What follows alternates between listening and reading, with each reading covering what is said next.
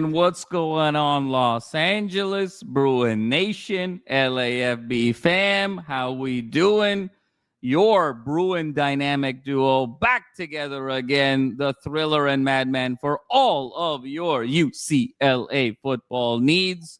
And we have an awesome show here for you. Gonna talk about what happened on Saturday. We're gonna sort of cover all of that, and then some very interesting insights and elements that have come up over the last couple of days as they pertain to UCLA football. But before we jump into any of that, we got to check in with the man, the myth, the legend, the one and only Will the Thrill Decker. Brother, how we doing? Dude, I'm doing great, but I mean, it was this guy's birthday this past week, and Mr. Jamal Madney's. He had a great time. It was Palm Springs, was it? Is that right? Palm Springs, Thriller. Yeah, just kind of got away for the weekend with the family. Really a wonderful time. So thank you for bringing that up. And, you know, a year older and a year more passionate to be doing UCLA coverage with my brother, the Thriller. Love it, man. Yeah, it was a weekend I think we got to kind of just flush out of the memory outside of your birthday, I think, from a sports standpoint. But, you know, I think Indiana's just that good, man. Like, it's hard to argue with what they're doing. Like, we came on this exact pod a year ago after the Indiana loss, and it felt like a funeral. We thought we were like the worst team in the country. And now you just see what they're doing with Cignetti at the helm, and it's like it's kind of to be expected. It's impressive, and man, that just points to if UCLA can nail this next coaching hire, man, maybe we could see some of the fruits of the labor that Indiana is experiencing right now. No question about it, Thriller, and great segue as always into the game against the number 2 Indiana Hoosiers in Bloomington.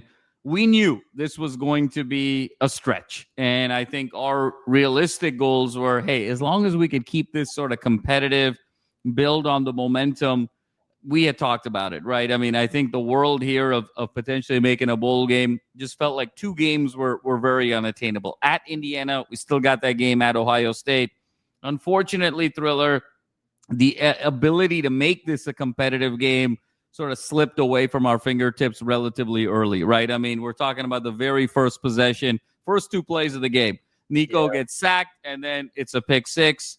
You know, you get a sort of a 3 and out. Indiana gets the ball. The lone bright spot there was that the pass rush, Keanu Williams, the tip ball, Scooter Jackson gets it. You're thinking, hey, we got something here.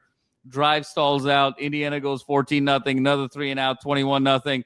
Before you knew it, in the blink of an eye, then you go for it there, you know, on your own 29-yard line. Berger fumbles. It's 28-0, 19 and a half minutes into this game, and we were basically in a glorified garbage time. So it was just one of those games where a really, really good team jumped out on us early. I think the team got a little shell-shocked, and I think just the crowd, the energy, it just all kind of snowballed in the wrong direction there. But I think, Thriller, the bye week comes at a really opportune time now. You reset the board. Because let's not forget, all of this stuff that happened with Jerry going into the Penn State game. Remember, that was 2 days to prepare. You have the Penn State game. You have the Michigan State game. You have all these emotions. Then Maryland, then Indiana. It's really been a whirlwind last 4 weeks emotionally.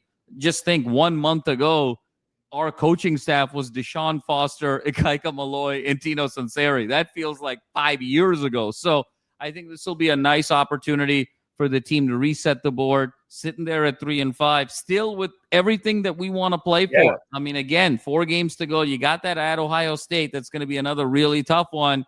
Home for Nebraska, home for Washington, Victory Bell game. Like we said, if you can get those 3 and get to bowl eligibility, it would be an incredible season. But before we kind of talk big picture and macro level, Thriller, just your thoughts on the game and, you know, what you think of Indiana, which is a team that has struggled so historically. And my goodness, these last 2 years, what Kirk Cignetti has done, it's historic. It's transcendent. We haven't really seen it in college football. You know, Thriller, you and I are such big basketball guys, both NBA and college. I talked about this with some friends offline over the weekend. I said, you know, college football has never had a Cinderella before. And, you know, is Indiana the closest thing to a Cinderella? I mean, they're a juggernaut this year. So to call them a Cinderella this year is a misnomer. But just historically, I mean, for a team to be able to do this, potentially win the national championship in year two of Coach Signetti, we haven't seen anything like this, Thriller. Yeah, and that was an interesting point you brought up with Cinderella. The closest I could think of was those Boise State teams with Chris Peterson back in the day, but even they weren't sniffing like this high in the rankings. And, for Signetti, I know he just got re-upped for a new contract. This guy is worth like $30 million. Like what he is doing for this program right now. Because when you look at the Sabins, the Urbans, the Dabos, the Kirby Smarts, they dominate, but you look at the caliber of players they recruit in there and how they're doing it. What Signetti is doing is he's taking a bunch of James Madison transfers and a bunch of unranked kids, and they are kicking the competition's ass, madman. I have not seen anything close to this probably since Jim Harbaugh at Stanford. Like that was the first time, those early years where Toby Gerhardt was like a 2-star recruit, and those young teams were coming up and they were smashing, Pete Carroll at SC and some of these other squads. He's just, he's so confident. He's got that cocky swagger. Dude, he may not have the temper, but doesn't he kind of bring some Bob Knight cockiness? Totally. It's kind of perfect, man, that Indiana got a coach like this on the gridiron. And like, I told you this before, but I had probably the closest I've ever had to a viral tweet this past weekend talking about Signetti and what he was able to do. They have a top 5 defense and offense in the country right now in the Big Ten. It's a special time. It's ridiculous.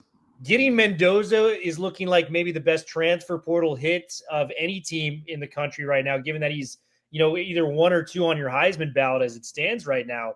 The defense is the most impressive part to me because Signetti's an offensive guy. The fact that he's got this defense playing at this high of a level, dude, it was over from the beginning. Like pick 6 immediately. We were 1 of 11 on third downs. We were averaging about 422 yards a game with Jerry at the OC helm coming into this. We got 211 as a team. So like that tells you how good that defense is and what they're doing.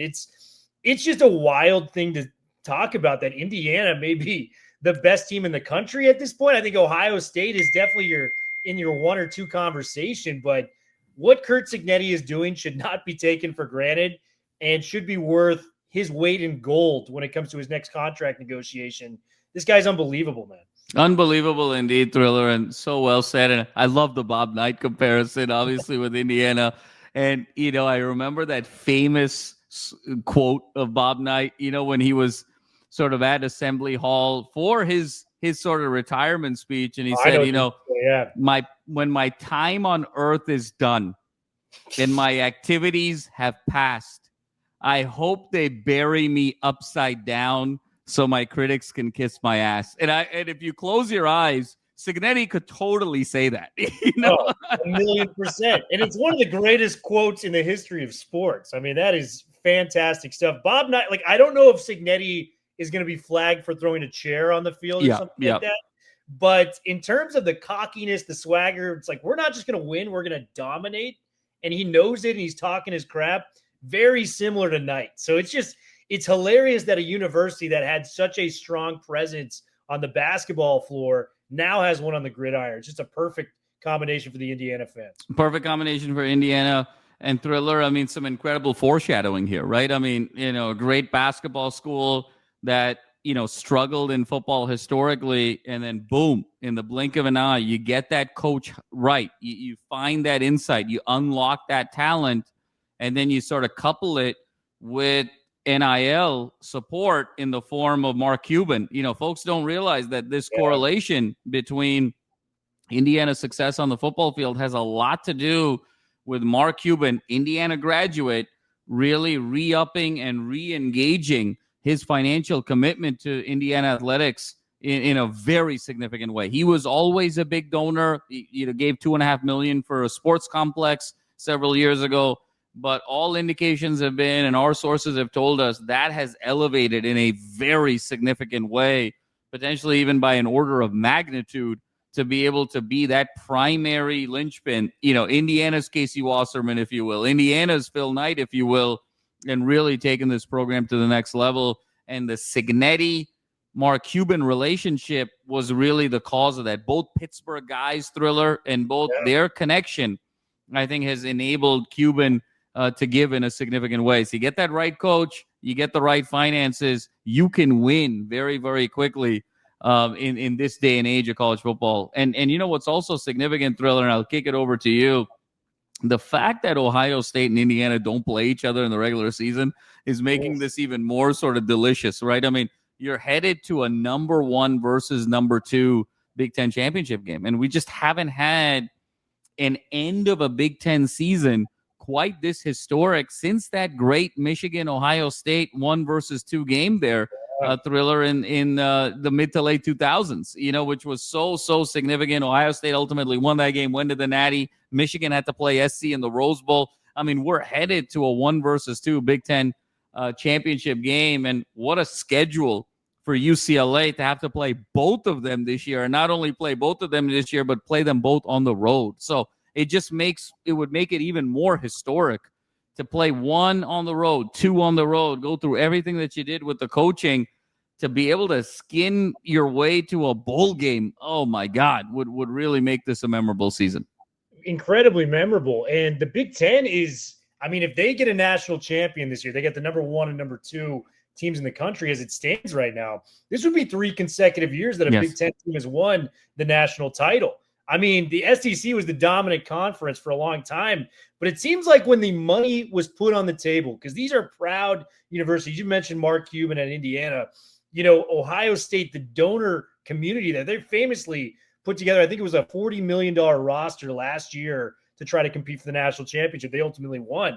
We all heard about Bryce Underwood, and his thing. He's getting paid $12 million, to come in and be the quarterback at University of Michigan. This is what Big Ten football is. The money's on the table.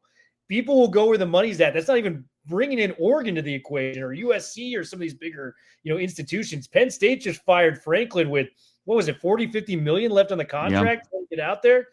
The Big Ten, man, I think it's time. They might be the superior conference, and it's cool that UCLA is a part of that if we can make the right adjustments. Making a bowl game in this conference, that would be huge for UCLA moving forward. And huge indeed, Thriller. And, really nice segue to a very interesting tweet, earlier this week. Ben Bolch, who's done such a great job in terms of his coverage of UCLA. I mean, he's love him, hate him. I mean, sort of what incredible coverage, polarizing, captivating, so incredible over these last few weeks. A very interesting tweet where he lists out the odds for the next UCLA head coach via BetOnline, which has been a sponsor of LAFB. So, our friends at BetOnline, you got to love that. And I thought it was a very interesting list, Thriller, and I want to get your thoughts. But headlining the list in terms of most favorable odds, Jed Fish, our man, comes in at 3-1, followed by Jonathan Smith at 4-1. And then you got James Franklin at 9-2. You got Dion at 5-1. You got Kenny Dillingham at 6-1. You got Brian Kelly at 7-1. And then you got a bunch of folks kind of 10-1 and below, including John Gruden at 10-1.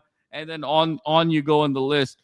Just your initial impressions, Thriller, of that list, things that caught your eye, any surprises, and just any thoughts you were able to glean from it.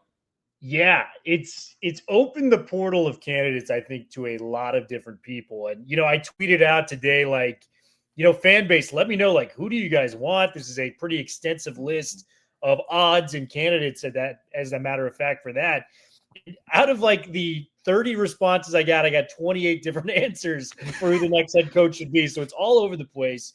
But, the Franklin and Kelly ones are a little interesting because when you look at the Florida jobs, the LSU one, the Penn State one, none of those guys are going to be considered for those. They'd probably be looking at the Arkansas, the Virginia Techs, maybe UCLA in those equations as well. So it's really interesting. It's one of the toughest times to hire a coach, given all the turnover that's been in college football this year. So there's a lot of different guys. I think Jonathan Smith at 4-1, it feels like a retread. I have not been impressed with what we've seen. We talked about the Michigan State game. I just am kind of out. I think maybe a year ago we would have been interested, but his tenure there hasn't been great. It's encouraging to see Fish at the top of that list, man, because that was our number 1 candidate. We got excited when we heard that article from Pete Nakos, kind of linking him that the committee has leaked out a little bit that they're very interested in Fish. It's cool to see him have the best odds because I think Fish is great. Had a huge win against Illinois this past weekend. Damon Williams was back to looking like a Heisman candidate in that performance. That's the type of coach you want. When it comes to, Deion, I haven't been impressed with what I've seen from Colorado. I think I'd be interested to see how committed he is to coaching here on out because he got some health issues. Right. A little worried. I would never question the recruiting and stuff like that. But the thing with Deion, it's always been about the X's and O's. How can we scheme up? Right. So if you keep Jerry and Kevin Coyle or maybe even Skip in some capacity with Deion at the helm, talk me into that. The most realistic ones I see, I really like Ryan Silverfield from Memphis. And he's from a tenure of, he was on that coaching staff, man, that famous coaching staff at Memphis when I was out there. I used to work for the Memphis athletic department. It was Mike Norvell as the head coach, Dillingham as the OC, and Dan Lanning, of all people at Oregon, as the defensive coordinator. Silverfield was an offensive assistant there at the time. He's gone 49-22 as the head coach in Memphis. He's 18-1. I think that's a good option that hasn't been mentioned a lot. Yeah. I see, Sumrall from, Tulane. We love that Tulane team that beat, SC in the Cotton Bowl a couple of years ago. What a collapse by the Trojans across town. We definitely love that here on this podcast. But, would you entertain a Brian Kelly or a James Franklin if the interest was there? Because, listen, it flamed out badly for both of these guys, but their overall tenure and their success in the past, that wouldn't be a terrible, terrible hire for UCLA given the circumstances they're in right now. No, not at all, Thriller. And it's interesting that you mentioned those two names because as I go through this list, obviously Silverfield, Summerall, there's a lot of potential there. I think some other names are sort of deeper on that list that don't quite make a lot of sense. But I'll tell you one thing.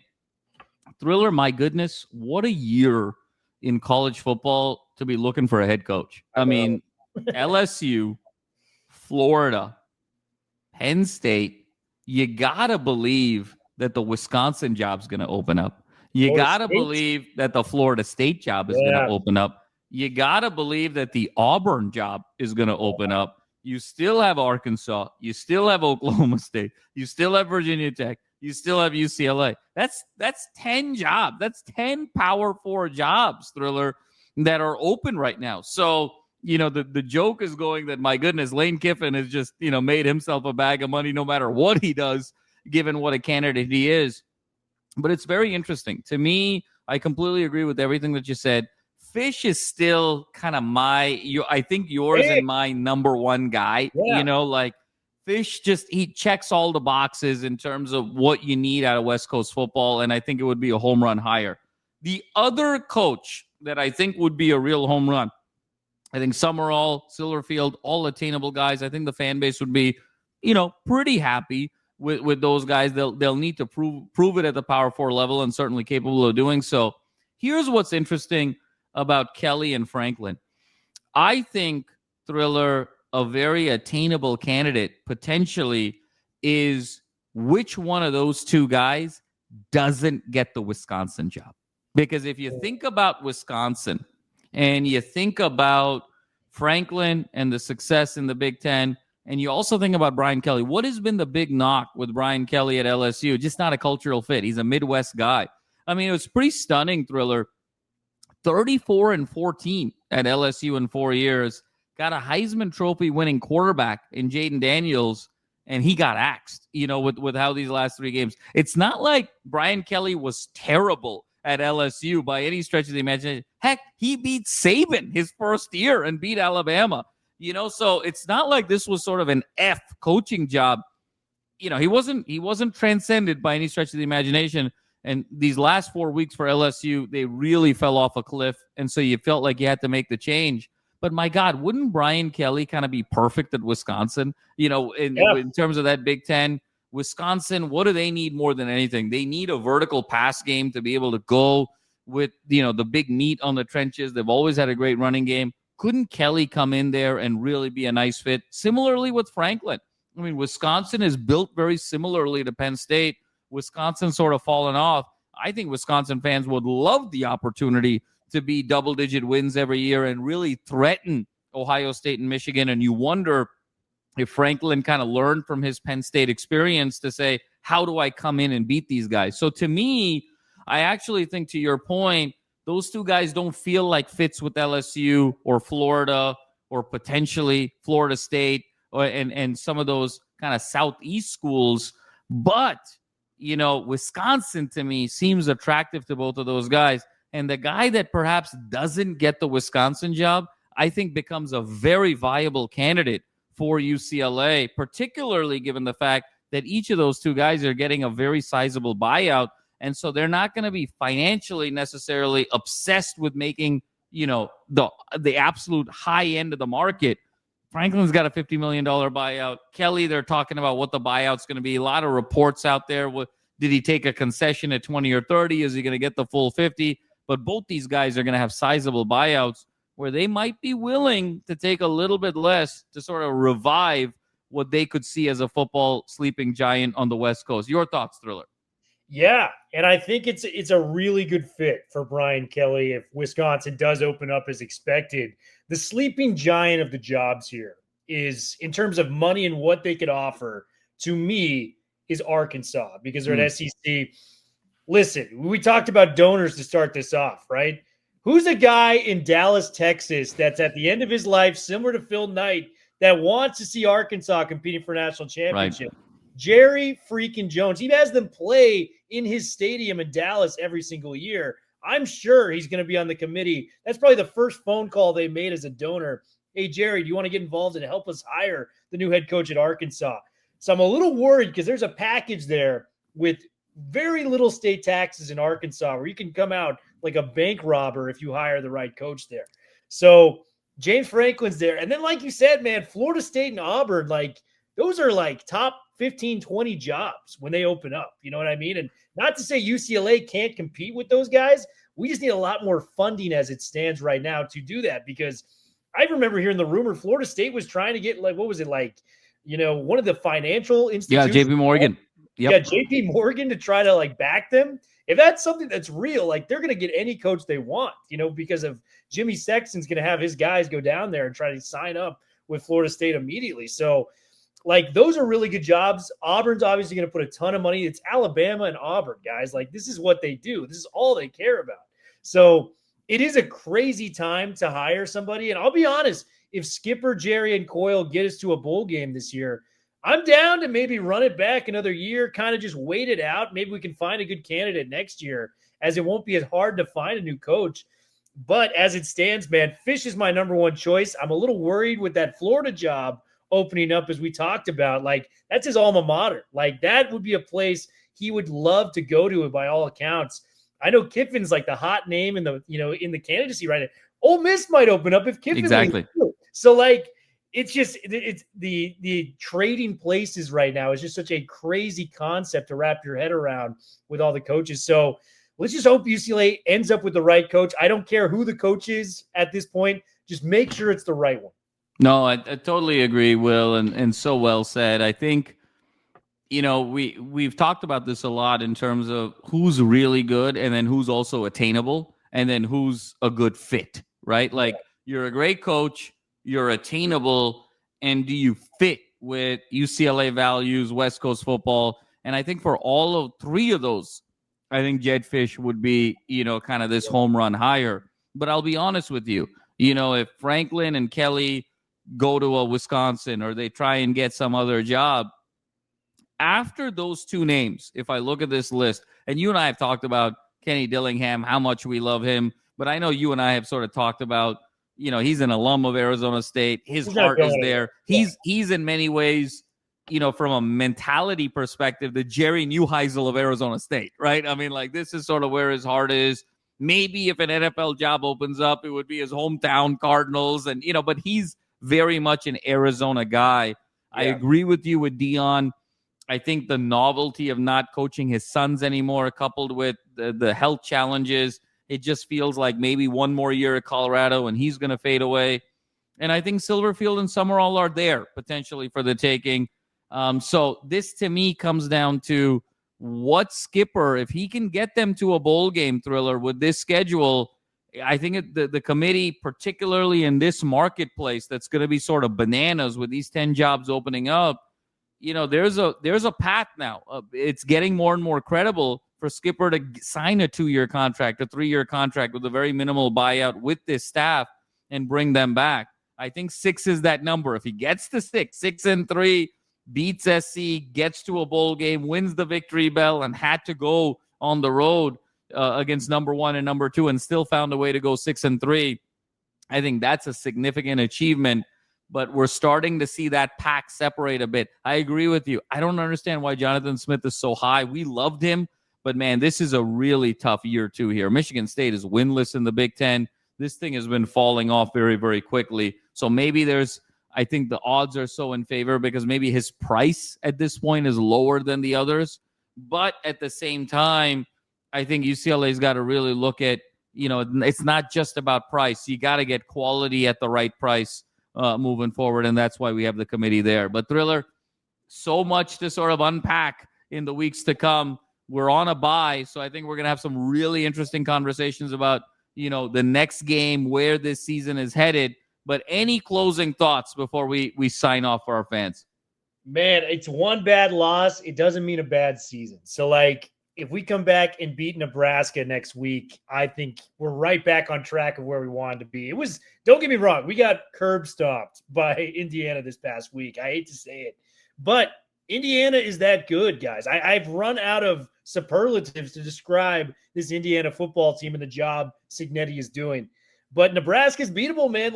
They were right in that. Northwestern almost pulled off an upset against them. And Maryland, the team that we just beat, almost beat them as well. So, guys, we got a real shot here. So let's get it going. Let's see what we can do. A lot to play for this season. Bowl game, hopefully, on the way for our UCLA Bruins. On the way for our UCLA Bruins, indeed, Thriller. And I love what you said. One loss doesn't define a season. And, folks, before we get out of here, we got to pay the bills, as we always do. You see the Sleeper app below. #1 sports betting app on the market today. You got live stats. You got real-time feeds. You got chat features to be able to engage with the community.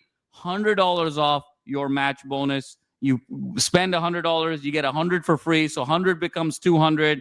And use that promo code UCLA LAFB and tell them the guys at LAFB sent you. Enjoy the #1 sports betting app in the United States today, the one and only Sleeper app. Well, folks, that's all we got for this episode of our great Bruin Bible and Thriller. We're going to be back together in a few days. We're going to break down Nebraska. We'll see if anything else breaks on this coaching search. We'll see if somebody else gets fired. It feels like everyone's getting fired every 48 hours. How that's going to impact the marketplace.